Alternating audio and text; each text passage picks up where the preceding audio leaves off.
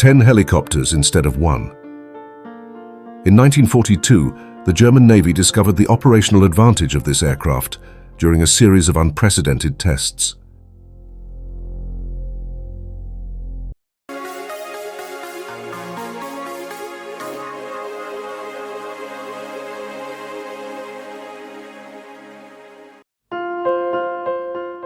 The Flettner Fl 282 Kolibri, designed specifically for naval use, offered something conventional carrier-based aircraft could not: true operational capability at sea.